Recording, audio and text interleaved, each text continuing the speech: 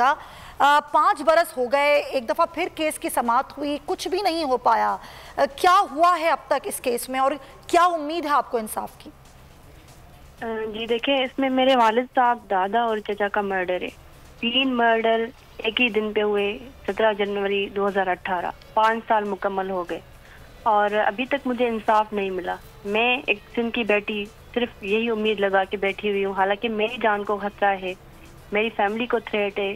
Still मैं इसी उम्मीद के साथ ये इंसाफ की जंग लड़ रही हूँ। जागीरदारों के इस निज़ाम के खिलाफ मैं खड़ी हुई हूँ कि मुझे इंसाफ मिलेगा। मैं किसके आसरे पे खड़ी हूँ? मैं पाकिस्तान के आइन, मैं पाकिस्तान के कानून के आसरे पे खड़ी हूँ, इन जागीरदारों, इन जाबरों के खिलाफ।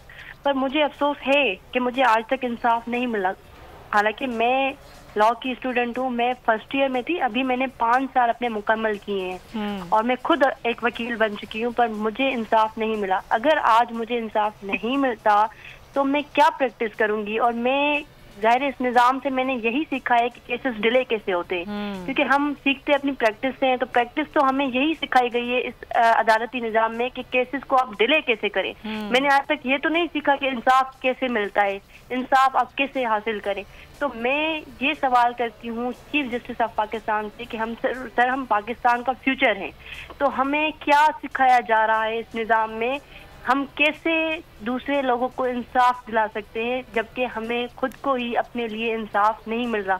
हालांकि मैं 5 सालों से 17 तारीख को उम्र रुबाब जब समाअत हुई थी इस केस की, 17 तारीख को, भी 17 जनवरी को। जी, ये 16 जनवरी पे एक तारीख थी और उसके बाद 20 जनवरी पे थी। 20 पे भी केस हमारा डिले हो गया, अभी 28 पे है नेक्स्ट हेयरिंग।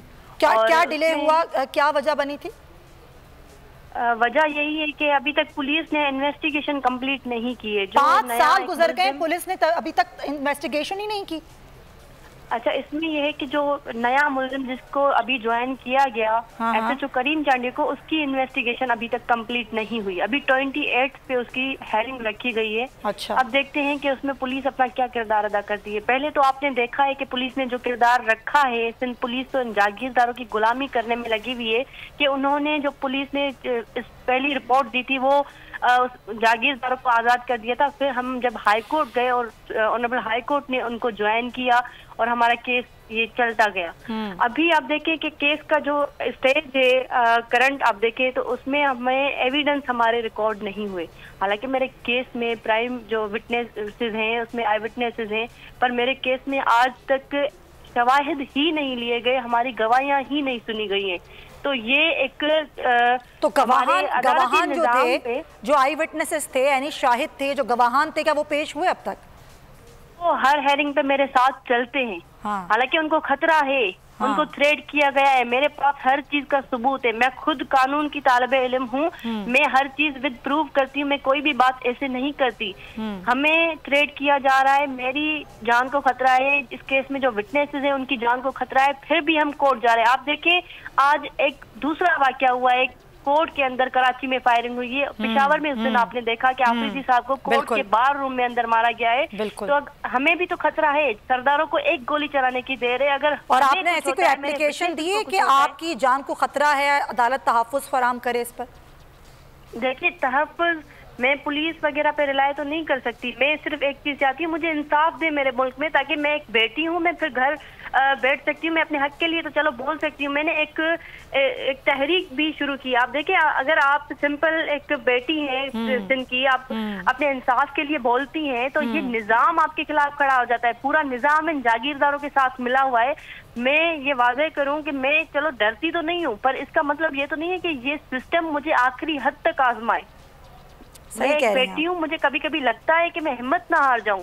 मैं डरती तो नहीं हूँ, मुझे खौफ नहीं है, खुदा के सिवा किसी भी जालिम का खौफ नहीं है। पर मैं एक सवाल करती हूँ कि अल्लाह ने तो इंसाफ करना है, पर ये अदालतें फिर क्यों हैं? मैं अदालतों पे यकीन रखती हूँ। मैं चाहती हूँ कि मेरे मुल्क में मुझे इंसाफ मिले, ताकि मजलूम के दिल में एक उम्मीद जो जगी है कि हमें इंसाफ मिलेगा तो वो बाकी रहे।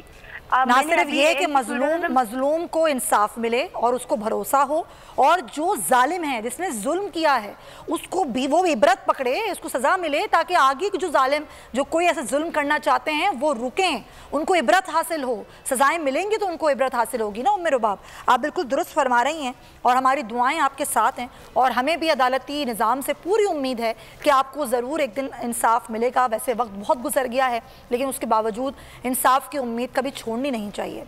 तो उम्मे रुबाब, बहुत शुक्रिया आपके वक्त का, लेकिन जो बात की है वो दिल को छू लेने वाली है कि मैं सिंध की बेटी हूँ, मैं क्या मांग रही हूँ, मैं सिर्फ इंसाफ मांग रही हूँ, मुझे इंसाफ मिलना चाहिए। लेकिन आज ही एक फैसला आया है नकीबुल्लाह कत्ल केस का, जिसमें SSP राव अनवार जो कि मुलजिम थे उनको आज बाइज्जत बरी कर दिया गया है नाकाबिले शवाहिद की बिना पर। अब ये देखते हैं कि आगे इस सारी सूरत हाल में जो केसेस होते हैं इस तरह के और जो लोग होते हैं उनको इंसाफ किस तरीके से मिलता है, कैसे इंसाफ फराम किया जाता है। इसी नोट को मैं आज छोड़ती हूँ और प्रोग्राम का वक्त खत्म होता है। अपना बहुत ख्याल रखिएगा। 2022 बहुत सारे तोहफे भी देखे गया पाकिस्तान की आवाम को। पाकिस्तान की आवाम को एक तोहफा ये दिया कि आवाम को पता चल गया कि पाकिस्तान का मीडिया क्या है। साल 2022 में सबसे ज्यादा देखे जाने वाला चैनल बोल न्यूज रहा नंबर 1। हमने बहुत सारे शोज और ट्रांसमिशंस की, पूरा साल मुसलसल जदोजहद में निकल गया कि ये वोट ऑफ कॉन्फिडेंस के पीछे कौन लोग थे। तोड़े रेटिंग के सभी रिकॉर्ड। सोशल मीडिया पर भी सबसे ज्यादा तेजी से 2.4 बिलियन व्यूज का संगे मील अबूर किया। एंकर्स को भी आवाम में सबसे ज्यादा मकबूलियत मिली और सोशल मीडिया पर भी बोल रहा सब पर भारी। सब्सक्राइब करें और बेल दबाएं ताकि कोई खबर रह न जाए।